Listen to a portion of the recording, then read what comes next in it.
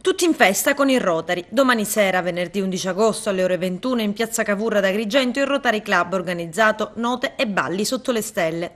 Evento ricreativo che aspira ad una massima condivisione popolare, ottima occasione di svago e distensione per la comunità, per le famiglie, per tutti coloro che non vanno in vacanza, per i nostri turisti. I bambini in particolare saranno affascinati da cartoni e animazione con spettacoli di magia, bolle di sapone giganti, tampolieri, giocoleria, mascotte. Cartunia realizzerà un gran finale con la danza delle farfalle Lux, spettacolari farfalle luminose che danzeranno in una magica atmosfera da favola. La musica e tante bolle e canzoni saranno assicurate dal noto gruppo musicale dei Millennium e dalla straordinaria voce di Gloria. Incantevoli intervalli saranno resi dalla Harmony Dance di Giovanna Mosca e dall'Accademia di Ballo Fantasy Dance di Patrizia Laimo. A condurre la serata Margherita Trupiano.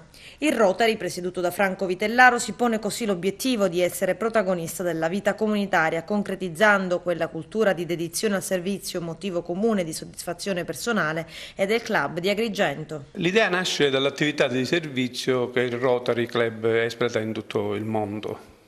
Abbiamo pensato agli anziani, alle famiglie che magari restano in città, che non vanno fuori, non vanno in vacanza e a volte hanno bisogno di distrarsi con qualche serata particolare.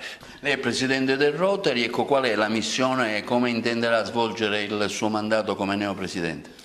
Vede, il Rotary si è occupato molto, diciamo, del prossimo. Noi, per esempio, l'anno scorso abbiamo realizzato la ristrutturazione della fontana che voi vedete in centro, di fronte al Banco di Sicilia. Abbiamo donato una meravigliosa altalena per i diversamente abili a San Leone. Quest'anno invece punteremo sul servizio. Tutto quello che è servizio, andremo negli ospedali, insomma cercheremo di toccare le persone più bisognose e chi ha bisogno diciamo così, di qualche preghiera, di aiuto anche sostegno economico per quello che si può fare. Insomma, una funzione sociale che svolge il Rotary, come d'altronde lo fanno anche altri club di servizio.